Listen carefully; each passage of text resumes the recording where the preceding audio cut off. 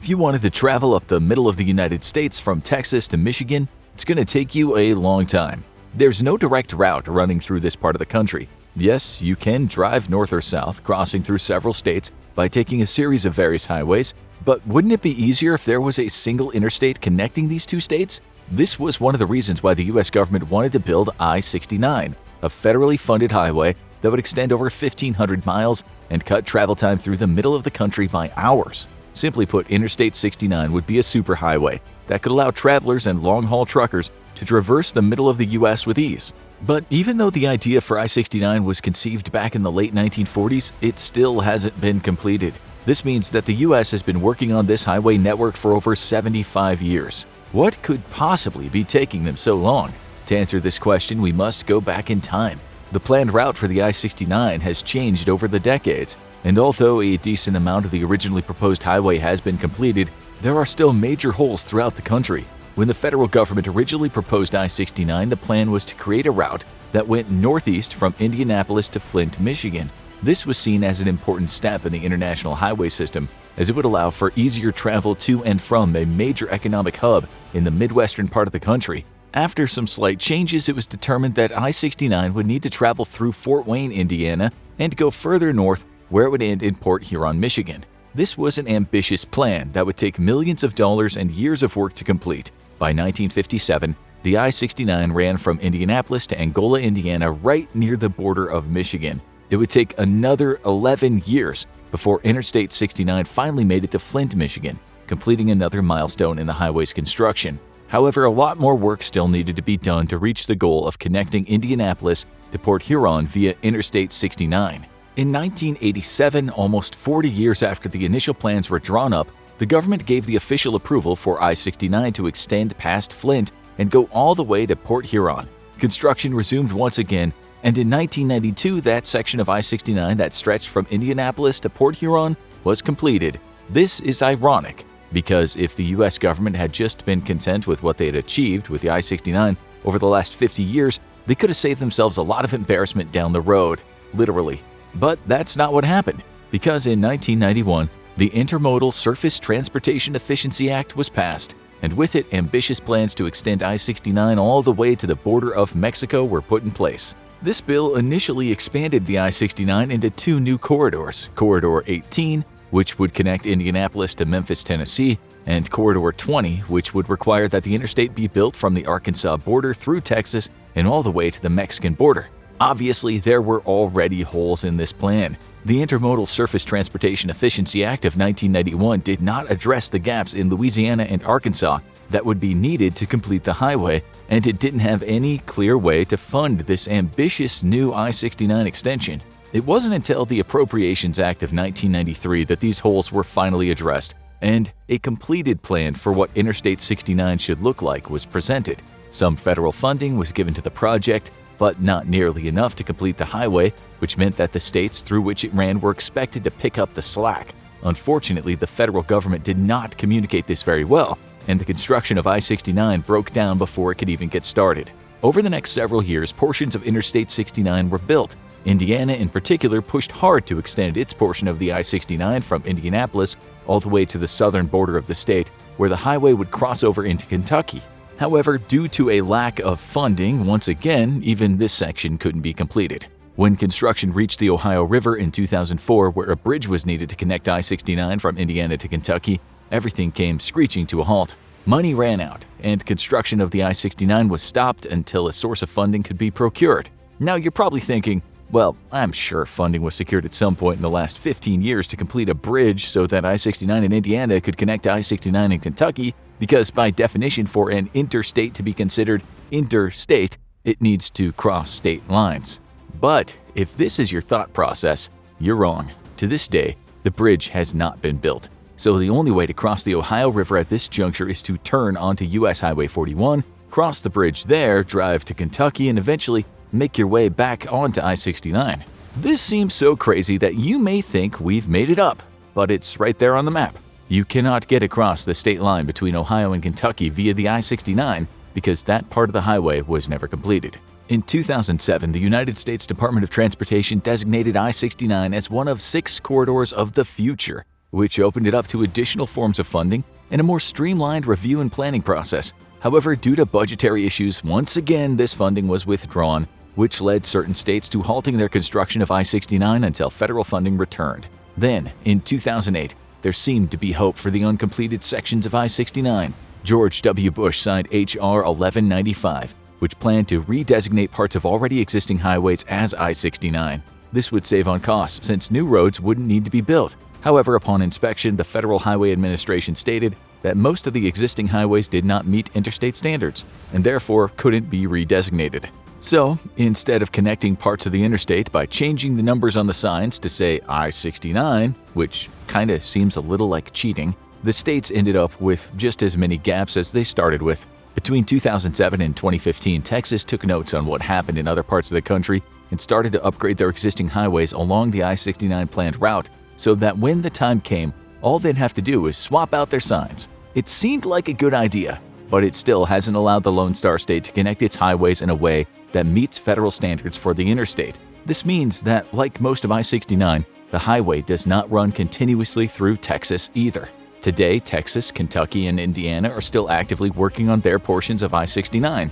Indiana has completed almost all construction of I-69, except for that southernmost section, where the bridge into Kentucky still hasn't been built. These states have taken upon themselves to secure other sources of funding by collaborating with private businesses. In the past, most interstates didn't have tolls, but this is changing as the money needed to maintain existing highways and to build new ones is in short supply. As recently as 2021, Tennessee has said it will once again begin construction on parts of I-69 to connect the surrounding area to Memphis. For the previous 4 years, Tennessee decided to stop the project altogether as federal funding dried up. Now the state's taking it upon themselves to complete another portion of the highway with minimal help from the federal government. The abbreviated timeline of I-69 and the problems it's run into paints a bleak picture. For over 75 years, the U.S. has been working on completing this highway, and it's a long way from being finished. The fact of the matter is, certain states haven't even started building their own section of I-69, even though they were supposed to over 2 decades ago. So, what is the current state of I-69 and how close is each state to completing its section of this ambitious project? We'll start at the northernmost point of the I-69 and travel south to see how far we can get before running out of road. Michigan is the only state that has a continuous stretch of I-69 without any breaks. Michigan has just around 202 miles of I-69 running through it, which extends from Port Huron all the way to the Indiana border, where it successfully crosses over into the next state. So, if you were to start your drive at Lake Huron, you wouldn't have to get off I-69 until you got to Indiana, except to charge your car or get gas. Once in Indiana, you could travel south all the way to Indianapolis, where you'd have to take an off-ramp to get on the I-465 for a brief time until looping back around to the I-69 on the other side of the city. Then, it's smooth traveling all the way down to the border of Indiana and Kentucky, where you'll have to get off I-69 once again to get across the border because that bridge across the Ohio River still hasn't been completed. All in all, you'd have traveled just under 315 miles on I-69 in Indiana. After getting off I-69 and crossing into Kentucky, you'd eventually find yourself back on the interstate. Large parts of I-69 are completed in the state, and although many parts are not technically parts of I-69 as they haven't been renamed yet, you'll be following the intended route of the interstate. Until Kentucky gets its highways up to federal standards, they cannot technically be considered part of I-69, which means there are technically only 148 miles of the interstate for you to travel on in Kentucky. After crossing from Kentucky into Tennessee, you'll notice something rather strange. You were on the I-69 right up to the border, then once you crossed into Tennessee, I-69 disappeared. You found yourself on U.S. Highway 51. You might wonder how you got here.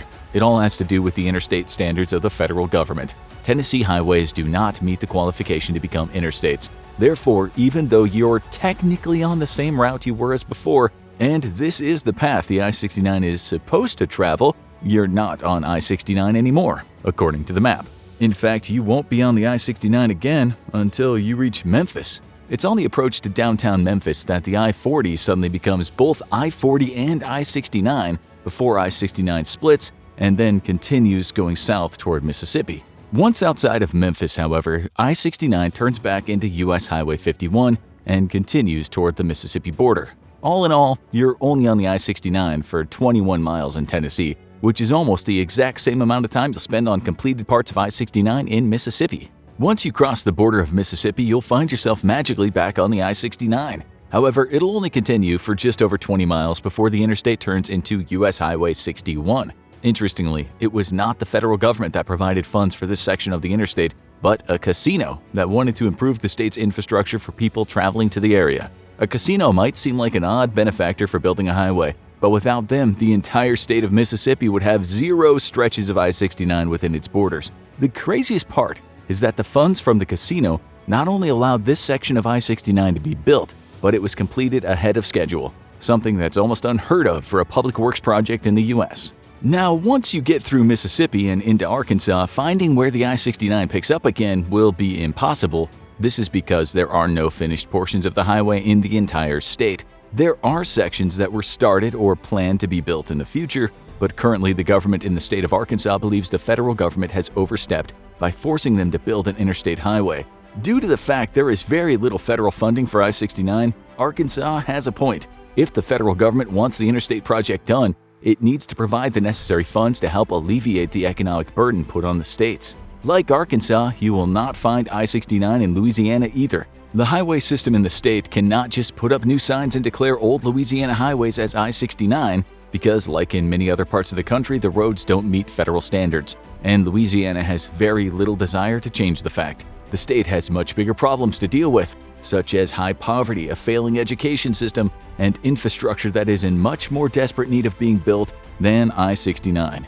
The reality is, once you leave northern Mississippi, you won't see I-69 again until you reach Texas. And even in a state known for its large highways going into and out of major cities, there are a lot of gaps in Texas's portion of I-69 as well. Going into Houston, you'll be able to find I-69, but it later becomes U.S. Highway 59 just to the south of the city. Other sections of I-69 were built outside of Corpus Christi and along the border with Mexico in 3 different places. Altogether, the completed portions of I-69 in Texas come to around 166 miles in length.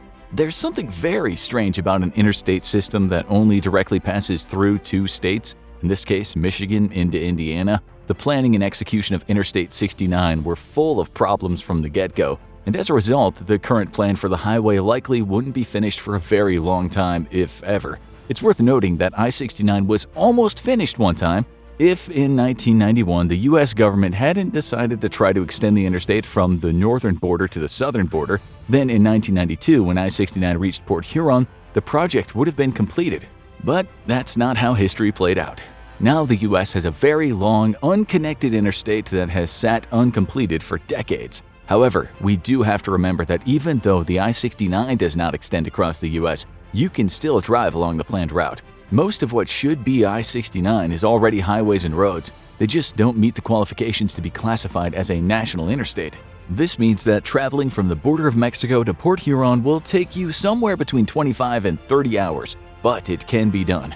In fact, you'll likely drive along all the finished parts of I-69 if you decide to cut through this part of the country, but it's highly unlikely you will ever be able to hop on the I-69 at its southernmost point and drive all the way up to Michigan, at least in our lifetimes. So, what are the actual reasons why the U.S. just can't seem to finish I-69?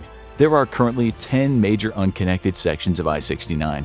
Most of the incomplete portions are a direct result of a lack of funding. As mentioned before, this is a federal project that was thrust upon certain states without proper budgeting. Having a high standard for road maintenance and infrastructure is very important, but if the U.S. federal government wants these standards to be uniform across all states, then they need to provide necessary funds to help each state reach the standards. It's estimated the remaining construction that needs to be done in order to connect all the completed sections of the I-69 will cost somewhere around $25 billion.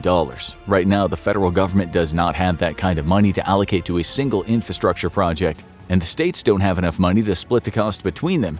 Every year, I-69 needs to compete with other federal projects for funding, and there's no shortage of things that need to get done. This oftentimes means that the I-69 gets placed on the back burner, which is why after Indiana and Michigan finish their sections of the interstate, not much else has gotten done. And although the federal government oftentimes tries to limit the number of tolls on interstate highways, it's becoming clear that if I-69 is ever going to get finished, there will need to be a toll plaza in place to recoup the money that's initially put into construction. That being said, toll plazas can't be built on the interstate until the interstate is built, making it a moot point right now. Tennessee, Arkansas, and Mississippi have all passed laws allowing them to incorporate tolls on their stretches of I-69, but since tolls are so unpopular with their constituents, state representatives are hesitant to implement them. Besides funding, there's another major problem that slowed down the construction of the I-69 and even halted it completely. Converting old highways into multi-lane interstates has a huge impact on the environment.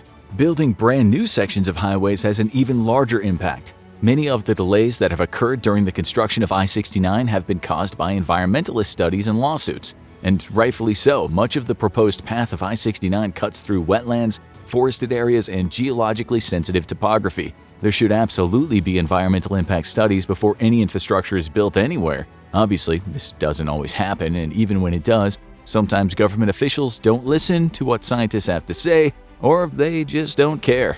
Take the section of I-69 that was constructed south of Indianapolis. For years, environmentalists argued that building this part of the interstate would pollute underground water systems and endanger rare species that lived in the area. But the state government of Indiana didn't want to hear about it.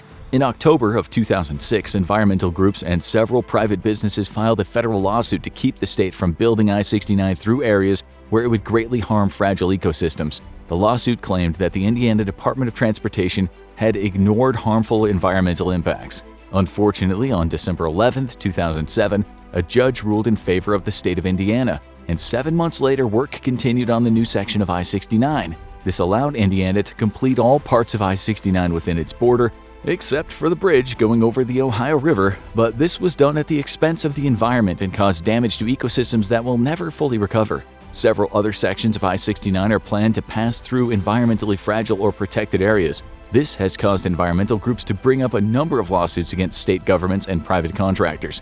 However, if what was done in Indiana sets a precedent for future lawsuits, then these environmental concerns will not stand in the way of I-69 being built in the future. The main obstacle to the completion of the I-69 is mostly a lack of funding. The federal government had ambitious plans with no real strategy to fund the project. This is the main reason why it's taken over 75 years to construct I-69 and why it'll likely take another 75 years, if not longer, to connect all its pieces together. Now watch The Most Dangerous Streets in the World, or check out What If the USA Broke Up?